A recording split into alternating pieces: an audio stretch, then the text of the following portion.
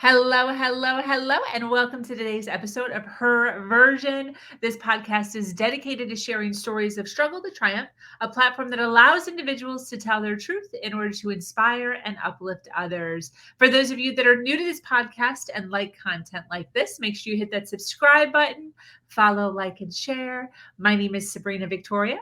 Let's jump right in.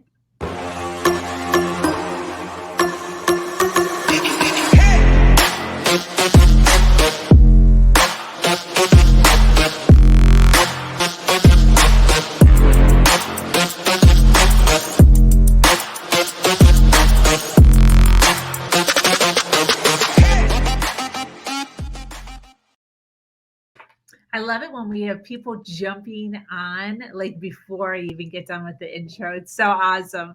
I want to thank everybody here live who's already jumping on. This is Her Version. This platform is built on storytelling and the understanding that many times our greatest learning experiences come from listening to other people's stories. Today, I am speaking with an amazing woman named Lori Saitz. Lori is a mentor and coach that has a relatable story of being fine, suffering through a death in the family, a death of a business, and then looking around, realizing that life is short. She took a leap and made some huge pivots in her life that taught her the importance of living up to the potential of your highest self. She considers herself a trailblazing leader in coaching individuals through transitional times where you are questioning your marriage, your career, or your overall life purpose. Welcome, Lori.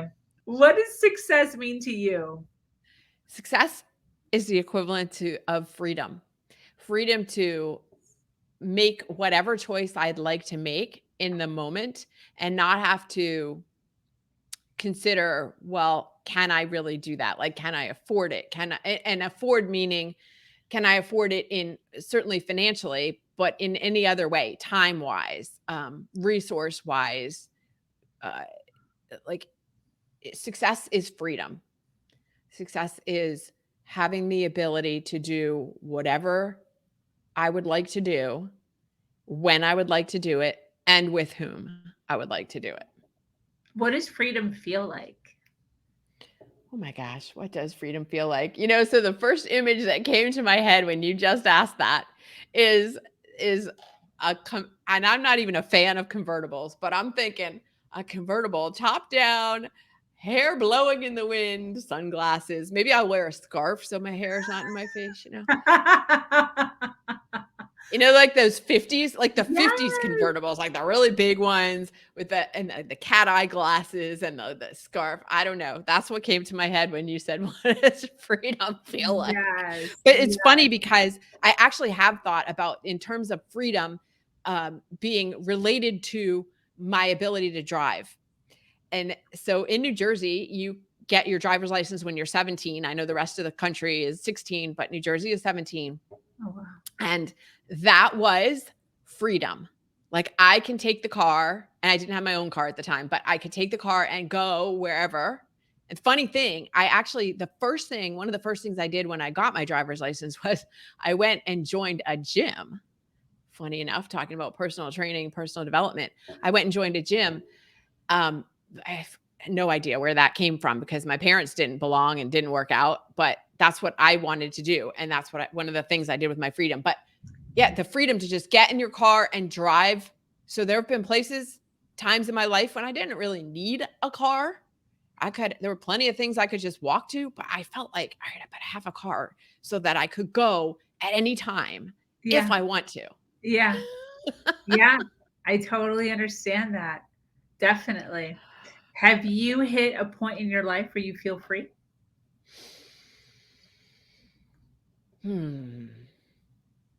There have been times, and I wouldn't say that it's a completely consistent feeling. When has it been more? So coming back, I mentioned I left my marriage and moved across the country. I lived in California for a year.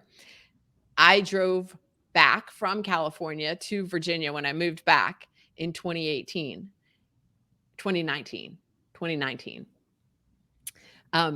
Driving across 80 all the way across the country. That was pretty freeing.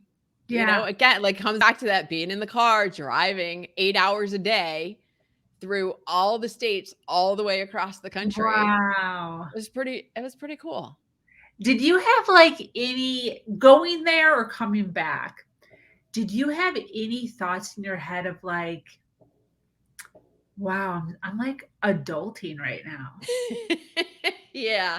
Yeah. Adulting. It was really hard. I mean, that, like I said, it was the hardest thing to do was to Yeah. leave that marriage, harder than even dealing with the death of my mom. And it just, yeah, I don't know if it was thoughts of adulting, more thoughts of, God, this is so hard. This is so hard. Oh, Like, really? yeah. Is there a lot of Like, emotion for you, even though it yeah. was kind of your Oh, wow? yes. Yes. Oh, so much emotion. And a lot of that emotion was guilt. Why Yeah. couldn't I make it work? And guilt about hurting him from leaving, and guilt just general, like, name it. I could feel guilty about it. And I know rationally that guilt does not serve any good purpose, Yeah. and still felt it and was just so sad and guilty about the whole situation. Even Yeah. though I knew it was for the best of both of us, I just still, for a long time, felt that. And again, you got to let yourself feel it and work through it and move on. There's no other way around it. Definitely. Yeah. Are you content with your decision? Yes. Yes. Yes. That's great. Good to hear. Yeah. Because And people are thinking that all over the place. I want to quit my job. yeah. I want to move across country. I want to move to a smaller house, or I want to move to a bigger house. I want to leave my marriage. I don't want to be in an open relationship anymore. Like there's all kinds of stuff. Yeah. Yeah. And it's all about experiences. What experiences? So listen to what your intuition or your inner voice is telling you about what you want to experience. You've experienced X. Maybe it doesn't serve you anymore. You don't want to continue experiencing X. Now you want to experience J. Yeah. And so taking the leap to go out and experience and not put judgments on it's better or worse, or it's not, I'm not deserving of it. You are, of course, deserving of it. And there is no judgment. You, again, as an energetic being, want to have different experiences. And so allowing yourself to have them, that's what we're here for. Yeah. 100%. What would be some advice you'd give to, we're talking to the ladies out there who are dealing with not feeling comfortable blossoming into themselves. They're giving into peer pressure, they're giving into society's pressure, and they're living a life that's not authentic to themselves. What's some words of advice you'd give to them? First of all, give yourself grace. It's okay to be where you are because you're there. Like you wouldn't be there if that's not where you were supposed to be in this very moment. So give yourself grace. And I hear this all the time. And, sometimes this is easier said than, do as I say, not as I do. Give yourself grace and stop beating yourself up for decisions that you've made in the past that have brought you to this point, because they brought you to this point and now you're here and now you can make new and different decisions for moving forward. Yeah. Definitely. And so be gentle with yourself. So give yourself grace and then be gentle with yourself as you move forward. You're going to move at the pace that is right for you. You might feel like, well, I should be farther ahead by now. This is a big thing. Like you reach 40, you reach 50. I should be farther ahead by now. I should be, more advanced in my career. I should be happier. I should have lost these 20 pounds by now. Like whatever it is. Okay, you didn't. Here you are. Here's where you are. Yeah. Now you can make decisions that move you forward from here. Yeah, that's great. You always have to start from where you are. Perfect. Absolutely perfect. This has been absolutely phenomenal. I took a slew of notes of all of the awesomeness that you had to say today. I so appreciate you being here, hanging out, telling your story. Do you have any closing thoughts? Well, first of all, how do people find you? Are you on social media? Do you have it on your website? Yes, it is on the Okay. website. So Zen Rabbit, you can find me at on I spend a lot of time on LinkedIn. LinkedIn's Okay. my favorite social right now, but I also am on Instagram and Facebook a little bit less, but all the socials Okay, cool. So you they can can find find me. you through your website. They can look that Every up and find all that Yep, stuff. Cool. everything's there. Awesome. So thank you for those of you that are still hanging out with us for the hour. Like I said, if you're watching us on the replay, make sure you hashtag replay. Lori, do you have any closing thoughts before we wrap up this session? My closing thought is again, be gracious, be kind to yourself, and allow other people to support you, to be there for you. Don't feel like that's a weakness to accept help. It's actually a kindness that you're doing for other people and allowing them to help you. So I'm a big proponent of allowing that connection with others and the support of others.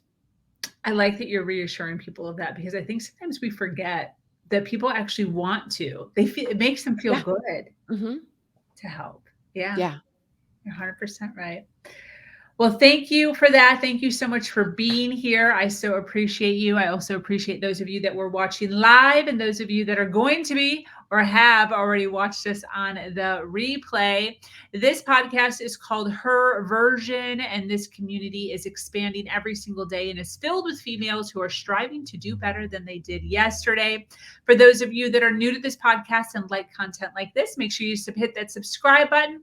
Make sure you follow, like, and share. If you have an amazing story to share, struggle to triumph, make sure you reach out to me here. You can also find me at the website herversion.life. I am your host, Sabrina Victoria, and I'm so grateful to be here sharing a platform that allows people to share their truth and inspire others. Until next time.